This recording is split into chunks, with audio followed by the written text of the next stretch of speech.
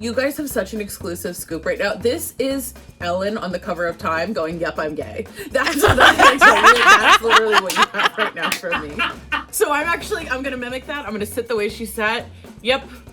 I collect dolls. Oh my God. Oh my God. Welcome back to Just Like Yap, everybody. I'm Caroline. I'm Andy. And we're here with a very, very special guest. She is one of the greatest people you'll ever meet, one of the greatest hosts. If you don't know her if you aren't intimate with her on FaceTime, you may know her from Make Some Noise on Dropout, one of JFL's New Faces of 2025, co-host of Hollywood's Biggest Podcast. You know her, you love her. Mimi Von Schack, everybody. Oh my God. Hi, girls. I'm so excited to be here. Well, Mimi, so what is your relationship to Sex and the City? My relationship to Sex and the City is, I'm going to give you 3 points. Mm-hmm. Number 1, the E-Network edits. Yep. That's number 1. Really powerful stuff. Number 2, there's like a couple iconic scenes that happen at Tao in New York. Famously, I would always go out to dinner there for my birthday with my mom and my sister. Oh my God. Third is when I was in high school, where I went to high school, I got to watch them film the opening scene of the Sex and the City movie on my high school lunch break. Did you grow up in Manhattan? I did. I went to the school that Gossip Girl was based on. I would literally have breakfast on the steps of the Met. And this is my ode to the like newspaper dress. Oh yeah. That's so good. That was my attempt to do that. And I took it off because it really wasn't reading on camera. I did have a stupid flower too. Nice. I will be discussing the stupid flowers today. There was a lot. I gotta tell you guys, watching this episode this morning, it was actually pretty familiar in my mind because I just did a big rewatch of Sex and the City. This is sort of a classique episode. It is. Because we've got the dumb flowers. We have racial overtones. Mm-hmm. We have the women being not sex positive. Mm-hmm. They're mean to men in this one. And they eat at Magnolia. It's perfect. I know. It has everything. Before we get into the episode, Mimi, who would you say from the entirety of the Sex and the City universe, who would you say that you either relate to or align with the most? Bitsy Von Muffling. Yeah. No hesitation. Von Muffling. And I think people who don't know me as well would say that I am, nobody has fun anymore. I'm so bored I could die. That's people who know me on the surface. Mm-hmm. People who know me in reality, Bitsy. I would also say you're also a Bobby Fine. I'm the child that they have. I am the child that they have. And there's a reason why we specifically asked Mimi to do this episode. We were doing No Ifs, Ands, or Buts, Season 3, Episode 5. This is the episode where maybe there are some dolls around us. Maybe, Mimi, why were we asking you to do this episode? This is like coming out.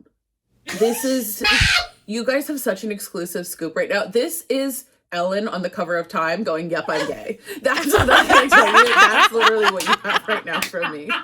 So honored. I'm so honored. So I'm going to mimic that. I'm going to sit the way she sat. Yep. I collect dolls. Oh my God. Oh my God. I collect dolls. Where I'm sitting has like an entire wall of Barbies. I'm specifically a Barbie collector. And because it's so pitched high up, it was like crazy to put it behind me because it looked like a ransom video. There was like no cute way to do it. And also, it's like so much worse because I keep all my dolls in my basement. It was just too much. So I thought I would bring down some of my best dolls because a few are scattered throughout the house. I primarily collect Barbies. But Madame Alexander dolls are mentioned in the episode. Now, I do think it's important to note, I have started to collect Madame Alexander dolls because of Caroline Nash, who gifted me. This is a Christmas Eve. This is from your childhood. The way that I cried and cried, Caroline gave this to me. And then for the rest of the holidays, every family member I would FaceTime with, I'd be like, look at my new doll. I love her. Yeah, I haven't figured out the best spot for the Madame Alexanders because once I got one of these, I was like, okay, well, if I see more, I'll get them. I'm a huge estate sailor. Happened to go to an estate sale where there was, you guessed it, a Victorian doll room. Much like in the episode. So then I got her. Oh my God, the feather. This is My Fair Lady. Great Ladies of, this is technically Great Ladies of the Opera. So this is Eliza, that was the collection. This is Eliza Doolittle. But I brought these two down specifically to show you guys. This is this is crazy. But that there's two different kinds. There's a couple different kinds of Madame Alexander dolls. So in the episode, I don't know them well enough, but I don't believe he's actually showing Madame Alexander dolls. I don't believe they're actually shown in the episode. I don't know what that brand of dolls is, but there's kind of like two real dominant sizes for them. These are like the classic ones, like the little girls, and then there's like the adults. And we've learned so much already today. How many Barbies do you have? Do you know what the total count is? It's 25 is like the in-house number. I have a bunch that are like in a box that are not my collector's Barbies. They're either Barbies that I actually played with or Barbies that like I haven't like unpacked yet from my mom's house. I sometimes look at a Barbie and I just feel the joy of playing with them. Like I so loved them so desperately. My mother didn't really have Barbies growing up, and I think that's why my mom always bought them for me. And then she would sort of buy me like one special one every Christmas. And there was one Christmas where, I was like a teenager or whatever. And so it had stopped, and I kind of like this is very out of personality for me, but very sheepishly to my mom, I was like, I really like it when you get me Barbies still. Oh, Like they really mean something to me. And my mom was like, you got it. So my mom started buying like Barbies based on themes. So that's why I have my college Barbies up there. I have a Hello Kitty Barbie. I loved Mary Poppins, so I have multiple Mary Poppins Barbies. I have multiple Wizard of Oz Barbies. But the ones that I brought down, I thought were specific to us today that you might get a kick out of. After my mom died, that first Christmas, I said to my partner at the time, now spouse, I'm really nervous about not getting a Barbie again. So Nick went and found I'm crying 15 minutes into this recording. I love telling this story, and thank you for giving me the platform to tell this story because it's going to make me cry too. I was like, I would just love it if you got me a Barbie this year. And we were rewatching my favorite show, which is Will and Grace. In it, Jack has this Cher Barbie, and I love Cher. And I said to Nick, I was like, oh, when I was growing up, that was my fantasy Barbie. So Nick went and found it. This was during COVID. Drove to a woman who had she's like around our age, probably. She's wrapped it beautifully, presents it to Nick. And she goes, doesn't know why Nick's buying it. And she goes, it's actually really hard for me to give up this Barbie because this was my mom's collection. And she just died. I know. I tear up. And and this woman and my partner was like, that's why I'm buying this, like for my partner. And she was like, can I pray for her? Can I, like, I'm a Buddhist, can I do a chant? Can I do all these like grief things for her? So anyhow, this is that Barbie. Oh my God. It is my absolute favorite Barbie.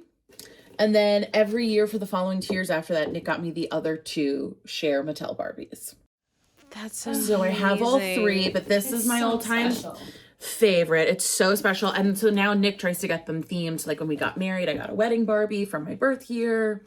So stuff like that. So I pulled that one out. But then I wanted to show you guys two more. My friend Kyle Kasabian, after I did the Just for Laughs festival, he wanted to get me like something to celebrate. So he got me the In the Box Rosie O'Donnell Barbie. Oh my God. I didn't know there was a Rosie O'Donnell Barbie. That's amazing.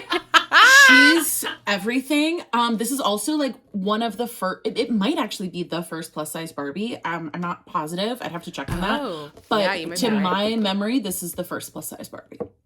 Is this from her show era? Yes, it has her desk and she has her microphone. And this is so cool. And she says to do this on the box, you can take apart the box and it's her set.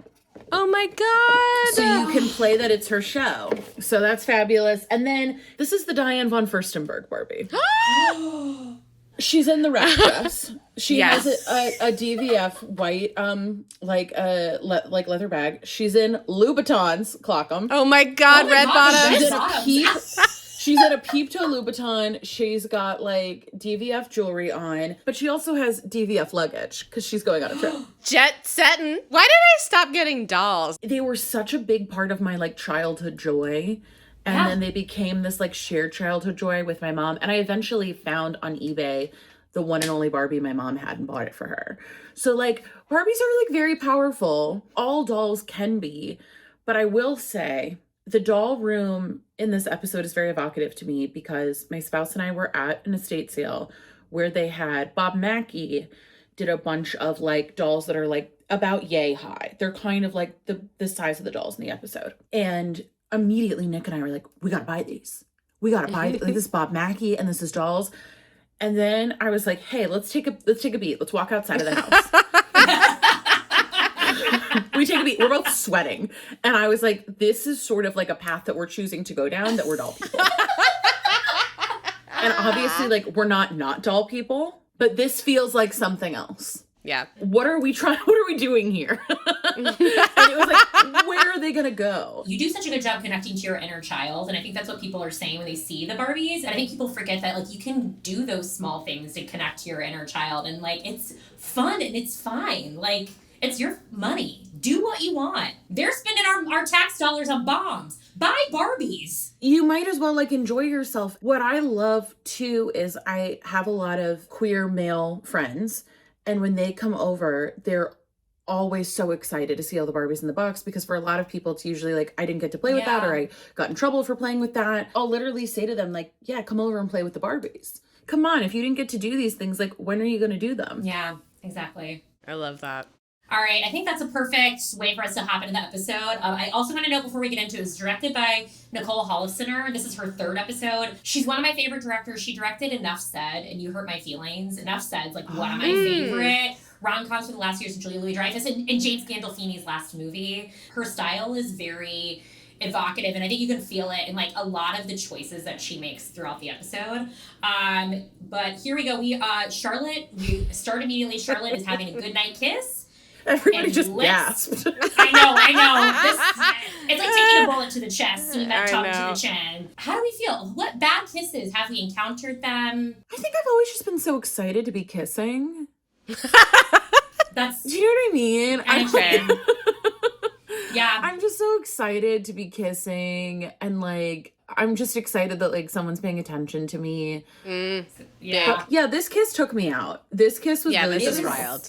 That tongue, it's just like, it's so wide. Like, that's covering so much square footage on her face. Kristen Davis said Michael Patrick King took this from her, and this happened to Kristen Davis. A man licked her face. Yeah. Yeah, she said it was a real life experience, which is wild. The girls we're at dinner at Fusion. The girls are appropriately disgusted by this whole situation. This is continuing a pattern where we just discussed Charlotte and the orgasm, and why you would dump a guy because you have to fake an orgasm. You dump a guy because he's a bad kisser. She loves a fixer-upper, and like, I do sort of believe that you have to show people how you like to be loved, like, emotionally. So don't you also have to like show them how to like physically love? Like, I don't know, it's like not that crazy to me that that's what she wants to do. And Samantha is like, well, but what do you think your dick's gonna do? I know, it's a non-negotiable. Okay, so I want to say, before we get further in the recap, we are 3 white women covering this episode. And I'm so glad you guys brought me on for this. Thank you so much. I know. We're going to do the best to handle this, like, crazy plot line. I've done a lot of reading, and I think Andy's done some external research, too. Obviously, we're doing the best we can to handle this specific plot line as we get further into it the best that we can. We find out Adina Williams is the head chef at this restaurant called Fusion. She was the former food editor for Carrie's paper, The New York Star. Now, okay, so I looked up her name is Sandra Oakley, is the actress. And you want to know what she's most famous for since Sex and the City? What? She came in 4th place on Survivor Cook Islands. What? Good for her. I know, you famously can't get out of a Survivor group chat. Oh my God. I literally keep leaving this group chat, Andy, and they keep adding me back in. It's so fucked up. God damn it. I don't even want to watch the show. I'm like, release me from this. Do you know what I mean? Can I say something about this actress? Yeah. When she came on screen, I had forgotten about how beautiful she was that I literally gasped. Yeah, She gorgeous. When she walks on screen, all I could think of was, I was like, if you were to if this was the only episode of Sex and the City you ever saw, you would think that she was like the lead. Yeah, because she has so much presence and she's so beautiful, and that's like one of the many things that bums me out about this plot line is it feels like it was not a good use of an actress that has a lot of charisma.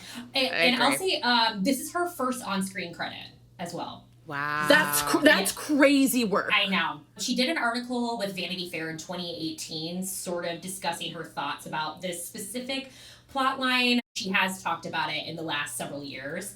And this I sort of LOL'd at that. They're like, she's Martha Stewart meets Puff Daddy. I was like, well, they're one rap star off. If they had said Snoop Dogg, we would have been, on the nose because they cook together frequently. Oh, that's right. Martha Stewart and Snoop Dogg. I forgot. I mean, this line to me is just so funny because, like, of course, Carrie Bradshaw, like, can't think of... She can't think of a black chef. Exactly. It's like, okay, fine, Carrie, whatever. And there's also, like, nothing in the design of the restaurant. Do you know what I mean? It's not like it's trying to be a downtown club. Like, well, listen, if Carrie Bradshaw has no haters, I'm dead. Yeah. I'm fully, like, it's not possible because I love her and I hate her in equal amounts. But, like, one of the things that I truly hate about her is how whenever she's around anyone that isn't exactly like her, how she reduces them to nothing. Yeah. It's true. She does it with Stanny. She does it with Samantha. She does it with the people that she dates. And, like, that is sort of the brilliance of her writing. And that feels very real because that is a real thing that self-centered people do. It's true. It's very true. 1,000%. And her brother, Adina's brother, Siobhan, comes up to the table. He recognizes Samantha from a Columbia Records party for Jennifer Lopez. Now, this actor, his name is Osseo Highsmith, and you want to know what his other famous credit is? Fuck yeah, I do. He was Rufus in Zoolander, one of the 3 that died in the gasoline explosion. Oh my god! That's amazing. Okay, now that's range, mama. I know. That's range. Do you want to know who was actually originally approached to play Siobhan? Tay Diggs. Dr. Robert Leeds. Now, he did an article about this during COVID with Essence, where he said, I said no first 2 years prior, because there was an episode, this one, where Samantha wanted to be with a black man, and it was all about the curiosity. What's it like to be with a black man? Are the rumors true? And I said, thank you, but no thank you. I appreciate it, and I'm honored. And I mean that. I don't take that lightly when people offer you a job, but I said, I'm not interested in being the black curiosity, but thank you. Very cool that then they found a way to bring him back in a more substantial character, I think, in season 6. I don't know. I think it's really interesting to sort of see how sticking to your guns like that actually paid off for him, and so I thought that was super interesting that he was actually supposed to be on the show in season 3, and then they brought him back later. This episode is still very, very, very flawed, obviously, and we'll get into it, but it seems like based on what he said about what the episode was like when it was presented to him, it seems like the episode was improved upon after he rejected it on those grounds. What a, probably, big taken aback moment for them to have the biggest show in the world at that time. People are begging to be on. Yeah. And it's like, there's it's must see TV, and someone's saying, no, I don't want to do that because, that's really, really interesting. So if we weren't already into Dr. Robert Leeds, now you can go back and think about that a little bit more. Carrie immediately clocks the connection between Samantha and Siobhan, that there's a vibe here. Yeah, she hands him her card. Again, this is where we can feel the all-white writer's room in here. You gotta love a fella who loves the jewelry. A lot of the dialogue here is crazy. And Charlotte, God bless Charlotte being the one for actually calling it out. And I was like, Samantha going, relax with the knee-jerk liberal reaction. It just sort of reminded me, I'm glad that we at least sort of had one character to point out, this is bad, why are you talking like this? Charlotte was actually kind of the moral center sometimes of you guys, that's fucked up to say that. Yeah, well, and what's so interesting to me is looking back at, because I'm sure you guys encounter this with almost every episode. There's something that is ooh. It doesn't all age well. Yeah, and I feel like this kind of stands out. This episode stands out in that way. But what I also think is interesting about it is, in terms of playing the reality of who these women would have been and were, boy, unfortunately, did they nail it. Yeah. Unfortunately, they nailed it. And that's the thing where it's I don't know. I always hold, I think everybody does this, and I hate when I do it, but I hold my female characters to an impossible standard. I want to hold them outside of the standards of reality, of the time that they live in, of the actual truth of who they're playing, because it's women doing it, and women really should be perfect, and they should know how to hit all the emotional notes all the time, and they should know how to consider everyone's feelings all the time, right? And that's their job. But then I find myself in something like this where I go, well, that's, if these women were real, unfortunately, that's how they would have been talking. And probably worse. And that's like the thing that's so crazy about going back and watching this, is being like, recognizing just how much our culture has changed, not just in what we're comfortable with saying, but just in what we wouldn't even think about, you know, like. Totally. Yeah. They remind us like Samantha's rude and politically incorrect. LOL, she's an equal opportunity Doesn't make it offender. right. I know all of it. It's just like it's like every single successive line is like a bullet to the chest in different ways of offense. And we cut back to Carrie's apartment. Stanford has shown up at Carrie's door. They're going downtown. Now, I love this. I love this scene. It's single Stanford, single Carrie. They're out on the town looking at furniture, looking for men. And I love this because we don't get this super often. And I love this sort of like bottle moment that the two of them get to have together. And Stanford makes the great point. He says, you know, if you see anything you like, tell them that you're a designer. That's going to come back in a second. And how did I forget? This is where we meet Aidan. As I put in my notes, the first lesbian to appear on Sex and the City. So what's also crazy, listening to this podcast with Kristen Davis, John Corbett picked out this outfit. Of course he did. I know. He picked out all of it. I believe that. I believe it. Yeah, and Stanford's like, Carrie, this man is perfect for you. LOL, because this is foreshadowing, I'll visit you at your country cabin upstate, which we do go to the country cabin. So much foreshadowing. And then he's saying with the kids, and I'm like, oh my God. And just like that, assuming that that's canon to you, that's literally where they end up. It's crazy to me that Stanford thinks that this is the perfect guy for Carrie. I'm like, what about him? There's not even a whisper of him being the perfect guy for Carrie based on all the information we have at this moment. But here's what I'll say. As someone, I'm not going to say that someone on this podcast has been trying to set me up with people, but you learn what people...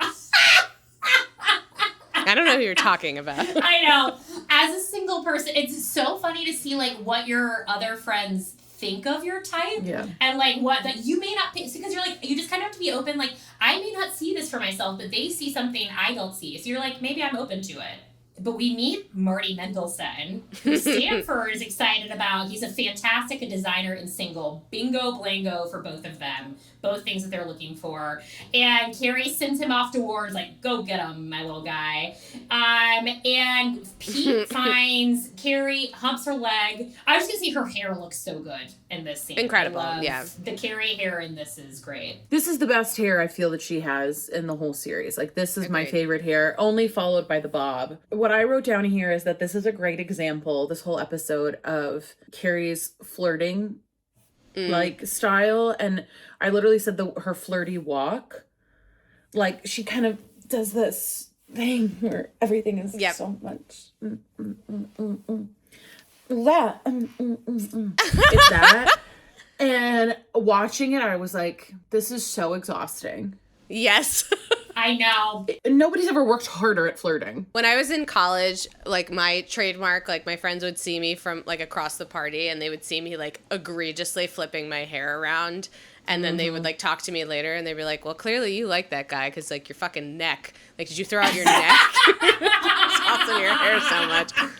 So. It's also, here's what I'm going to say, rewatching this episode out of context, immediately from the beginning, she's not being herself. She was never herself with this man. Why were we forced into this for so many episodes? I understand it's for the plot, but it just was like from the jump. I'm like, she's not being herself. She's performing Carrie Bradshaw. What starts in chaos ends in chaos. This started in complete chaos, and it was only ever meant to end in chaos because it wasn't built on anything real. And like many of the relationships she gets into, which again, I think is a great point of realism, she doesn't actually know what it is that she wants. She doesn't actually know the kind of relationship that she wants. But what my girl loves, drama, trauma, fight, whatever. In the way that, like, when you go back and watch Gossip Girl, the entire series could be solved by one phone call. Literally one truthful phone call, and there's no show. And that's why Serena van der Woodsen's always like, I gotta go. It's because if she were to stay, the episode would be over. And I think for Carrie, it's like, if she were to be authentic in any kind of real way for more than 20 minutes, the series would wrap. That's true. Like, so much of it hinges on the fact that, like, she thrives on the chaos, and this is such a good microcosm of that, because she very quickly could have been like, this probably isn't going to be the guy for me. He's very sexy, we'll probably have a fabulous romp, but there's things that are just never going to work out. But not this bitch. She's going to wiggle her way. But instead, she, really doubles down. She thinks she's so flattered by all of this. Finds out his name is Aidan. And then lies through her teeth. Oh, this is your store? Which I think we've all done this. We've all done this with someone we've flirted with before. That you've lied about. Like, especially in this day and age, you can find out everything about a person online before you go out with them. And she looks at this chair. We find out he stripped it off an old railroad car seat. Again, I would also have left when I saw the turquoise jewelry. The turquoise jewelry? I screamed. It's awful. Who the fuck is he? Stevie bad. Nicks? This is crazy. I know. Again, John Corbett chose this. Of course he did. As soon as I see this, I'm like, this man has a Pure Mood CD in his house, and I don't want to go. I don't want to go there. I don't want to listen. I don't want to listen to Pure Moods. I saw enough of the infomercial. Also, I just want to point out, because they mentioned this on RE with Charlotte with Lena Waithe, he's wearing just as much jewelry as Siobhan was, but we don't have any commentary about his jewelry. And his jewelry is worse. Siobhan has style. And chunkier. Yeah. Aidan closes his deal, and Carrie closes her deal. He asks her out to dinner, to the worst dinner of all time. This is the hottest Steve has ever been. God. I have to say, Steve is so hot this episode. This is also, we have Steve with a basketball. It's so in the pocket. I know. And his arms are out. The guns are out. We find out Steve has been chosen for the half-court shot at the Knicks game from the contest he entered at Sam Goody's. And Miranda immediately is not supportive. She thinks this is silly because this is very anti-Miranda, like, to be whimsical, because Miranda, we know, is logical. And Steve's like, come on, believe in me, they don't have my moves, see? And you don't know how good I am. And Miranda, is doing her best to really buy into this. She's like, I like your little legs, you got the moves. I was like, oh, Miranda's, like, not the one for this situation. But Steve's like, you gotta come to the playground next week to watch me play basketball. This is just very sweet. He thinks he can do it. He's amped up. He's like, support your guy when he's, like, feeling this high up, high on his own supply, And who the fuck cares? Yeah. Who cares? God, everything's so friggin' serious with Miranda. I'm like, I know. What are you performing? Nobody's around, which is when we cut to, I, like, squealed when I saw the Magnolia Bakery sign. It was like coming home, Feels like home to me. Yeah. So this is the original one, correct? This is where the banana pudding empire started. Yeah. But Carrie reveals to Miranda she has a crush on Aidan. Miranda's like, wow, the first one since Big. And she's like, he wasn't a crush, he was a crash. I was like, LOL, that's real. That was not a crush. Fair. That was a force against nature. The chair, she reveals she bought a chair. She likes him so much. And Miranda says she's crush proof and hasn't had a crush since Sean Cassidy. How do you feel about crushes in the chat? I feel like if you're not having crushes, what are we doing here? Life is short. If you're not having crushes, you're dead. Like, that's... Yeah. Crushes are the only way to protect your mental health in this climate. I'm like fully married, and I talk to other married ladies about this, people who've been married a lot longer than me. They're like, if you don't have a crush, that's crazy. Your imagination is one of your most powerful tools for not losing your goddamn mind. Okay? Correct. So, like... Yeah. I don't know what you're talking about. I'm incredibly grounded, Andy. Yeah, it's summer. If you're not having a crush, like the heat is above 100, then what are we doing here? Carrie calls out the huge point. She's like, what about Steve? And Miranda's like, oh, she forgot about her boyfriend. But I love this silhouette of the two of them because it's so classic Carrie Miranda. And Miranda, because she knows she can be so honest with Carrie about the fact that she's like, this is silly. Like, why should I support him? And then Carrie lands a truth bomb on her. Isn't that what couples do? Support each other's silly dreams? Woof! Man, Carrie's right. That's what being in a couple is. What you got to support each other's silly dreams. until it's kind of the whole point. They're harmful, and that is, if it's not a fit, then you gotta split ways. But, that's like, you gotta support them, if that's their thing. If Steve thinks he's gonna make a half-court shot, then you support it. Oh, boy. Okay, so Siobhan and Samantha are out for a night on the town. People are yelling at them for going to the front of the line. Only Samantha can make getting wanded sexual. I just was like, the way this is happening, I was like, yeah, she's like, oh, is that a vibrator? Are you happy to see me?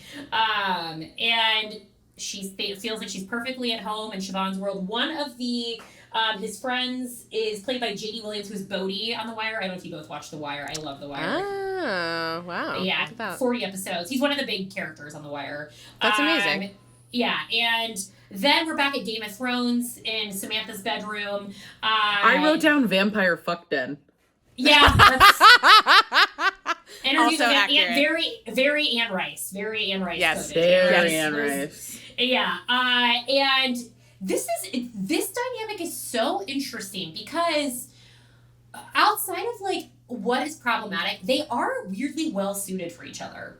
I love their connection with each other. They do have a vibe that Samantha gets to be secure in a way that we don't get to see her be super often. They make this episode about race with Siobhan and Samantha. And I think actually the more interesting angle here is like Samantha seems like a completely different version of herself. Like you said, so much more secure, so much more safe. There's like a level of intimacy with these two right away that like, that's actually, to me, like, that's the biggest deal here of like, Samantha in most every other episode until she is like with Maria briefly and then with Smith, she's not vulnerable. She's not going on multiple dates and thinking of herself as part of somebody else's world. The longevity of this. And she even says, like, we've been on, like, 3 or 4 dates or whatever. And I'm like, isn't that, like, her whole thing that she doesn't go on multiple dates with people? Right. Now, he's doing impressions of his dog. And this is how I know that, like, she's, like, into this guy because she's laughing at it. I was like, girl, this is... But she also she's, like, corny. I know. Yeah. Like, she's corny as hell. It's a first date laugh. I mean, like, are there things that, like, you both have done, like, on a first date that you're, like, you'll sort of put on a little bit, do you feel like, or? Hey, I went on a date with a guy who, very early into the date, he had a tattoo on his wrist that said the word aesthetic on it. And so I asked him, I was like, why do you have a tattoo on your wrist that says the word aesthetic? And he was like, oh, my friend was, like, doing a project where they tattoo... they ask people what like the most important word to them is, and then have like they tattoo it on them. And he was like, and I thought about it, and I think the most important word to me is aesthetic, and I got it on my wrist. And the version of me that was on the date that was not actually me was like, that's awesome. I was like, I love that. That's really meaningful. And in my head, I was like, what the fuck? And when did Jim get the tattoo removed? Yeah, girl, it's still there, and I kiss it every night. And she has one now too. Yeah.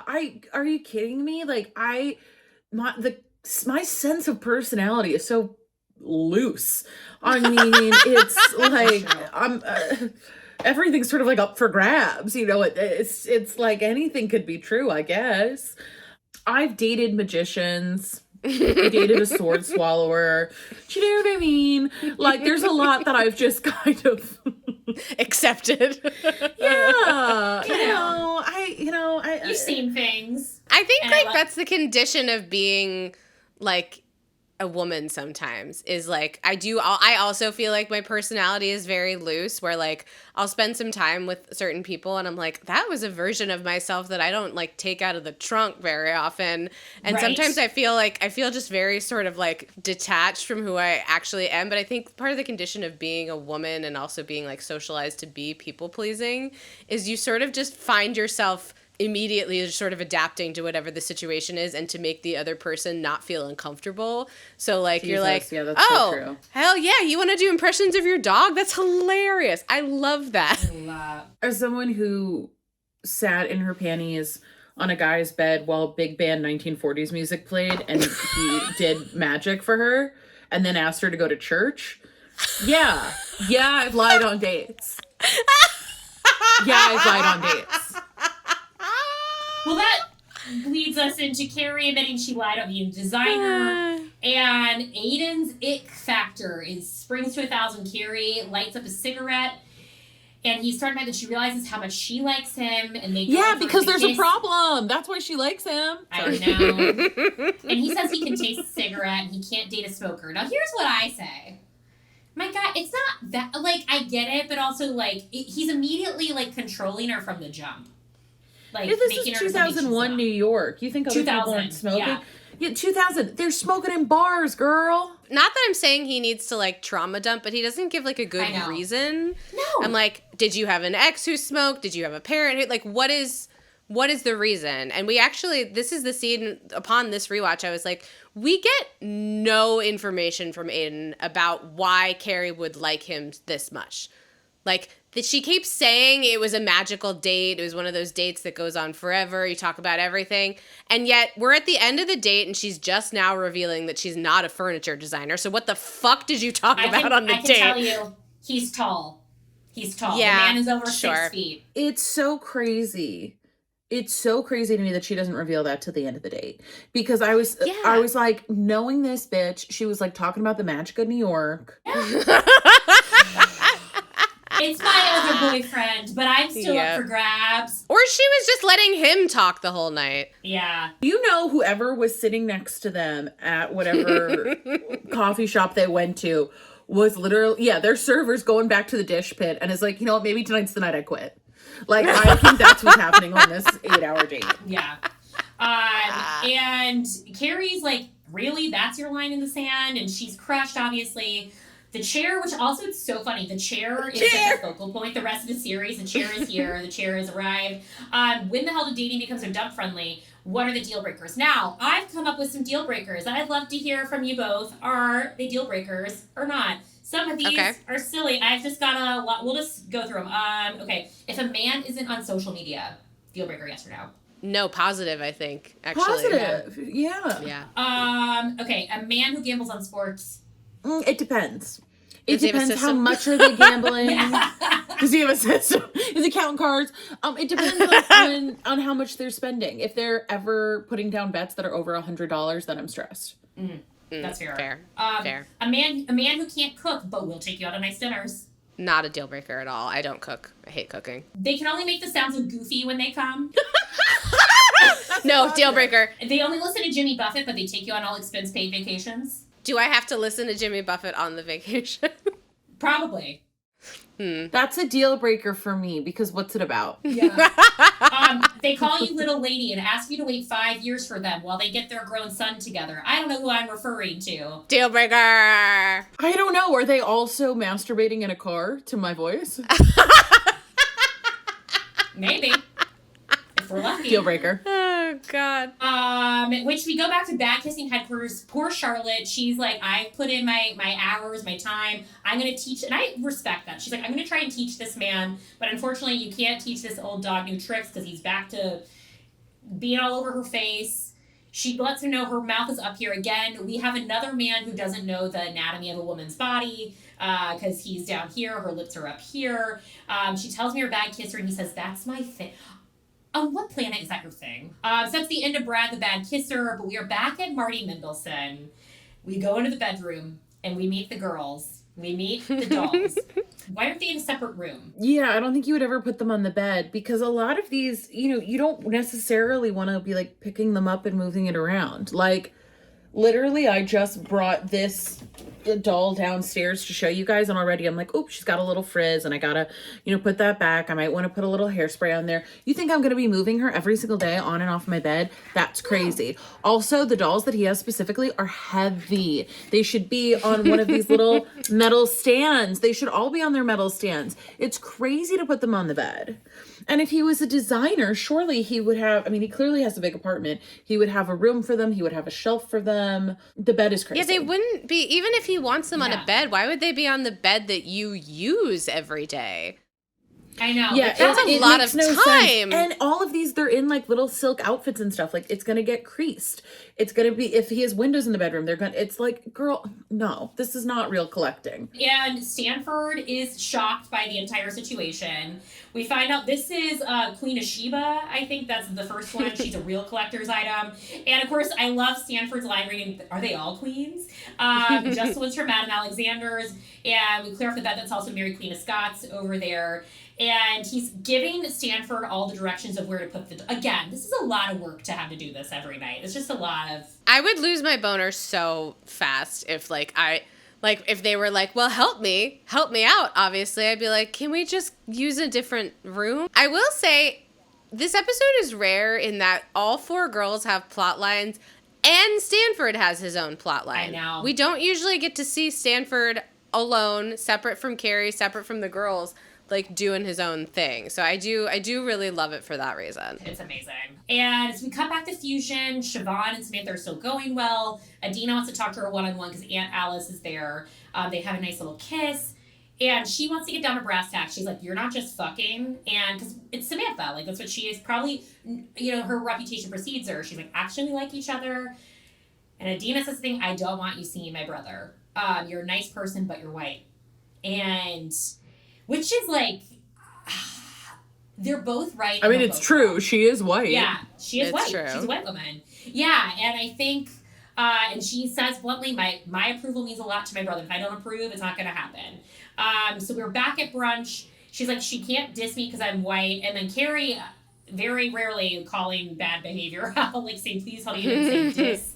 And the fuck-ass flowers are here. They're alive. They're well. They're present. Charlotte is in a rare form. They're talking about, like, race being a big thing. Samantha's like, but it's not about it's like, I actually like this guy. And then Miranda, of course, digs down on, like, Charlotte being the politically correct one. And Samantha's like, I'm not going to roll over because she's not someone who, like, people tell her what to do. And that's, like, not her thing. And then Carrie does a very relatable thing. She doesn't get the response she wants from her friend. So she goes to her other friend who she knows is going to yes and all of her bad decisions. They're smoking cigs, saying this is bullshit. And they're like, no, cigarettes are fabulous. And I have to say, this silhouette, I love everything happening here. This is great. I do too. It does occur to me, though, that Carrie smokes indoors in her apartment a lot. Her apartment probably smells terrible. Like, probably smells like stale cigarettes. There's so much cream in her apartment, too. I'm like, it would all be yellowed. Mm-hmm. Like, her walls are cream. I would say, like, one of my big issues with Sex and the City is the treatment of Stanford. Because I believe he is just as wonderful and supportive as the 3 girls. In some ways, I actually think more so. Because he accepts the fact that she flies into his life and flies out. And that she's very reductive in the way that she talks to him. Like, she does not see him as a full person. I don't feel like she does. And I, like, whenever I go back and watch these, I'm like, Stanford is, like, 1, I want him to love himself more.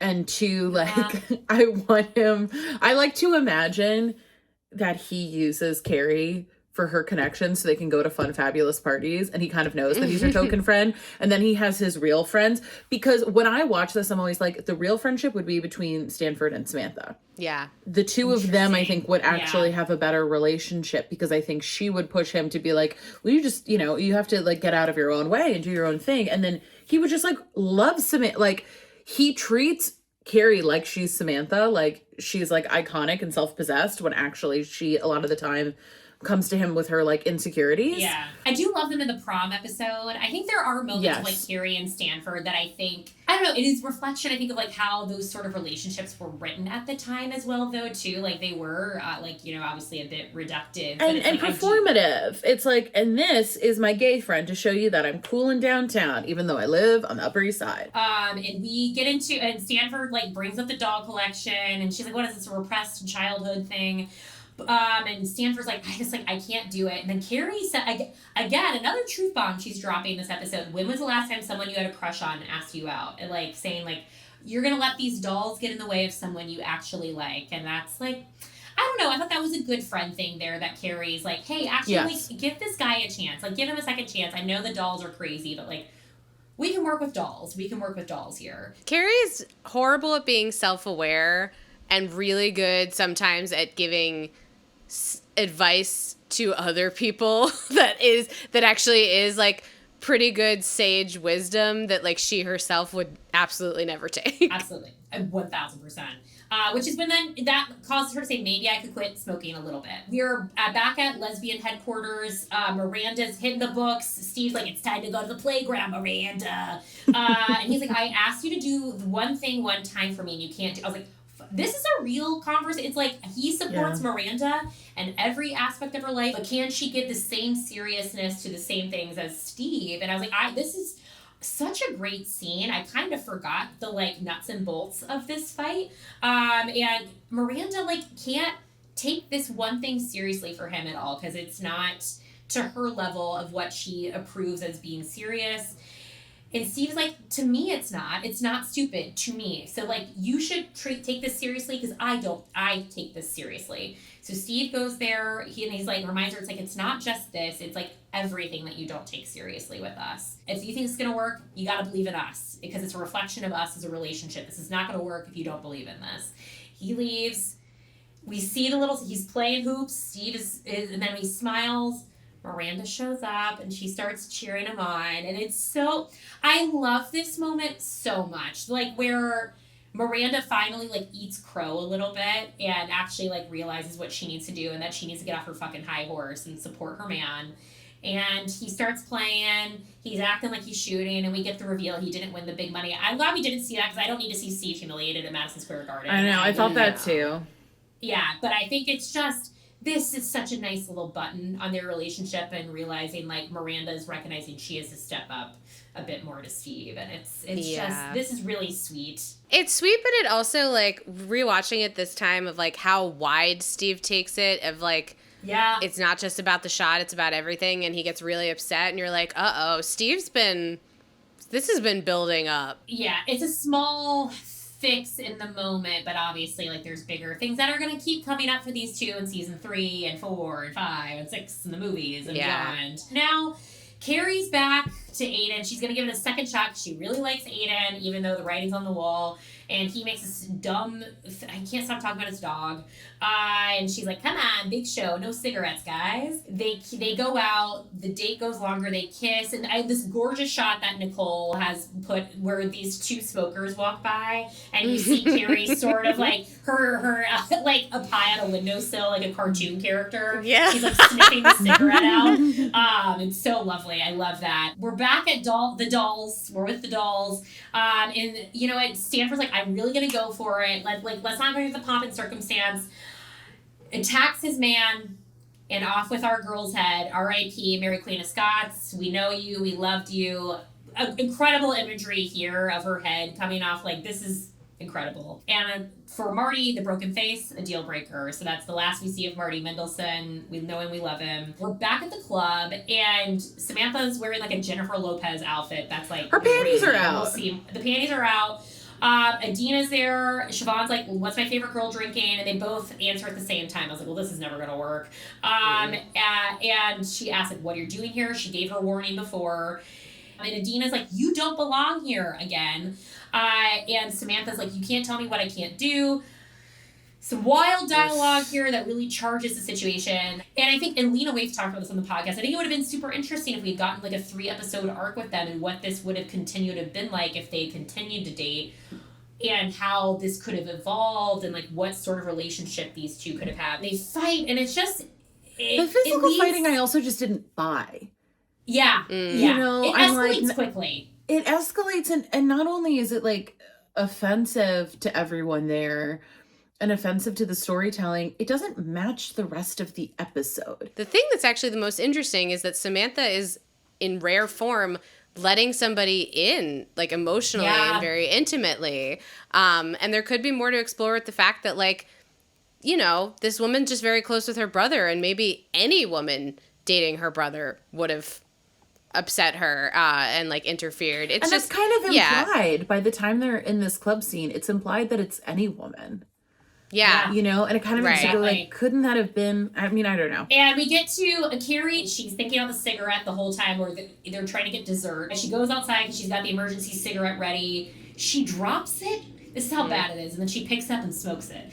And Aidan's fine, because she left her sweater in a hut. He's like, well, we got a problem. And she looks up so guilty, but she's also having a great time. And we're come to a close at the end of the episode. Carrie's like, but it's over. And you think, she does this whole thing where you're like, oh, she talking about she saying no to Aidan. We find out it's over with her and her cigarettes. They're in the toilet. And we're left with, I hope he's worth it. Spoiler alert, he's not, bitch. It's gonna take you 25 years to learn that lesson, honey. Seriously. Oh so, my God.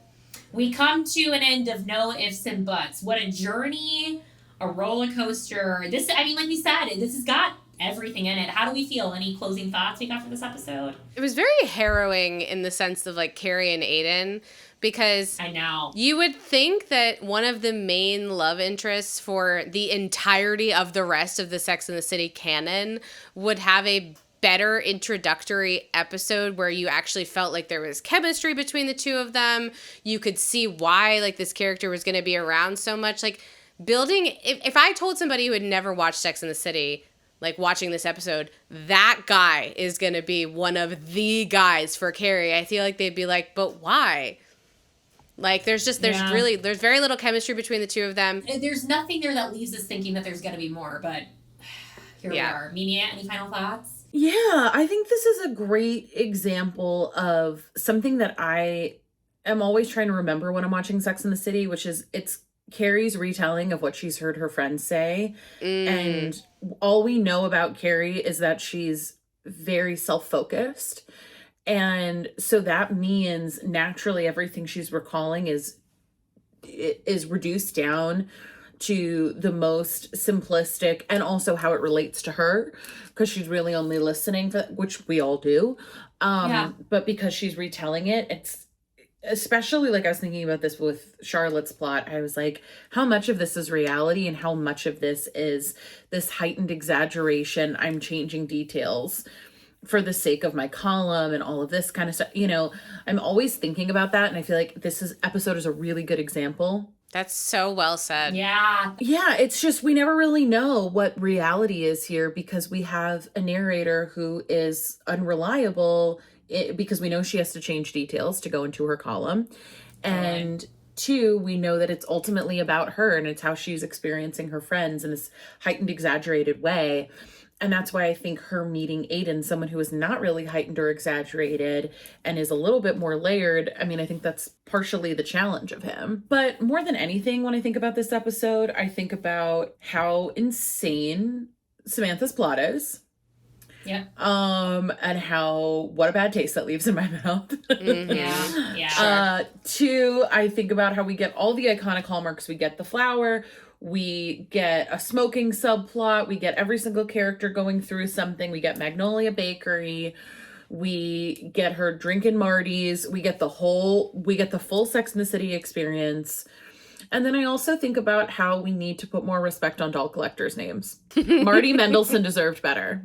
Yeah, and I think that's an excellent button. Mimi, this has been the treasure of a lifetime. Fun. I so Amazing. happy that you're here. I had a blast. Thank you so much for having me. Mimi, where can everybody find you? Where would you like them to find you? Yeah, well, I'd like them to find me anywhere that isn't like, the ladies' room of a Ross. You can find me pretty much anywhere else.